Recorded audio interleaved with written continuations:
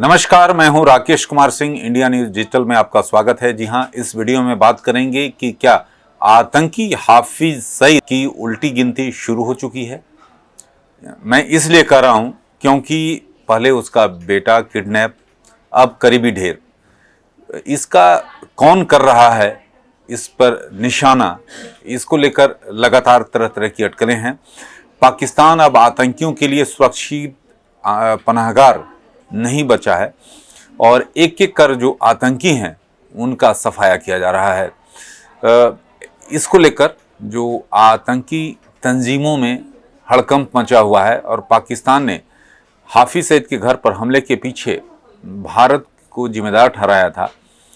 हालांकि जिस तरह से पाकिस्तान ने इस मामले में 5 पाकिस्तानी नागरिकों को गिरफ्तार किया था, तो इससे साफ हो जाता है कि पाकिस्तान पहले भारत पर दोष डालता है और उसके बाद उसके ही जो पाले पोसे हुए लोग हैं वो उसके खास आतंकियों को सफाया करते हैं।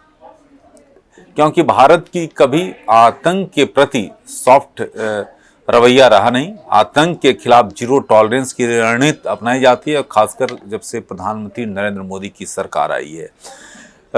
मुंबई में 2008 में जो आतंकी हमले हुए थे, जिसमें 166 लोगों की जो है मारे गए थे आतंकी हमले में, और हमले की जिम्मेदारी हाफिज सईद के जो संगठन लश्कर तैयबा ने लिया था। अब जो है मोस्ट वांटेड आतंकी हाफिज सईद की जो है उसकी उल्टी गिनती शुरू हो गई है और हाफिज सईद का बेटा कमालुद्दीन 26 सितंबर से लापता है। पाकिस्तान की एजेंसी ISI भी उसको ट्रेस नहीं कर पा रही है और हाफिज सईद की करीबी मुफ्ती कैसर फारूक की कराची में अज्ञात जो बदमाशों ने गोली मारकर हत्या कर दी। तो ये साफ दिखाता है कि अब हाफिज सईद सुरक्षित नहीं रहा और कभी भी उस पर भी जो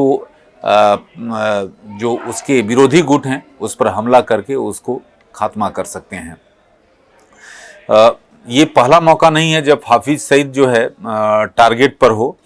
इससे पहले 2021 में लाहौर में उसके घर पर धमाका हुआ था जिसमें 3 लोग की मौत हुई थी। और सबसे महत्वपूर्ण बात यह है, 17 जुलाई 2019 को अमेरिकी दबाव में पाकिस्तान में लश्कर के सरगना हाफिज सईद को गिरफ्तार किया गया था। गिरफ्तारी के बाद सईद को जेल में जरूर भेजा गया उसको, लेकिन जो वहाँ पर आधुनिक सुविधाओं से उसको पूरी तौर पर जेल में जो रखा गया, भले ही जेल में रह रहा हो लेकिन सभी सुविधाएं उसे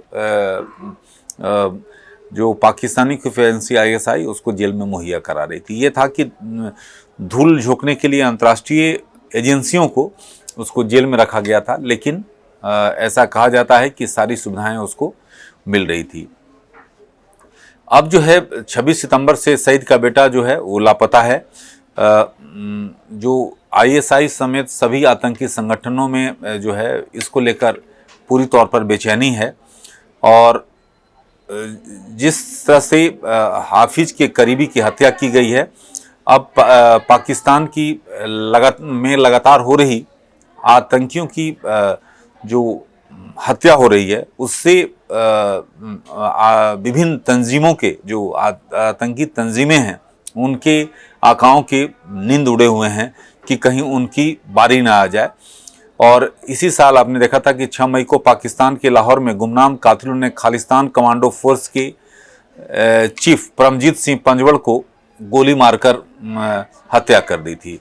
तो एक सिलसिला पाकिस्तान में लगातार जो है चल रहा है।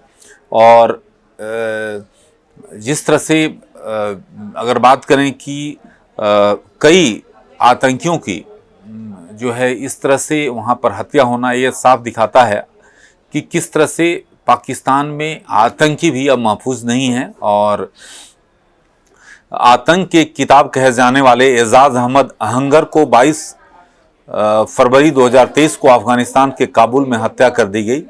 और भारत में इस्लामिक स्टेट को फिर से शुरू करने में जुटा एजाज अलकायदा के भी संपर्क में था। तो ये साफ दिखाता है कि पाकिस्तान अब आतंकियों के लिए सुरक्षित पनाहगार नहीं बचा है और यहाँ एक एक कर हाल के दिनों में कई आतंकियों को सफाया किया गया है। और पाकिस्तान के इन हमलों के पीछे जो है कौन जिम्मेदार है, लेकिन जिस तरह से पाकिस्तान की ये कारस्तानी है, क्योंकि अगर किसी के रास्ते में आप कांटे बोंगे तो उसका खामियाजा आपको भुगतना पड़ेगा और वही पाकिस्तान को भुगतना पड़ रहा है। जिस तरह से पाकिस्तान में हाल के दिनों में आपने देखा कि जो मस्जिद के बाहर धमाका हुआ है, कई लोग उसमें मारे गए और लगातार इस तरह की घटनाएं जो वहाँ पर हो रही, आत्मघाती हमला हो रहे हैं, ऐसे में पाकिस्तान सुधरने का नाम नहीं ले रहा।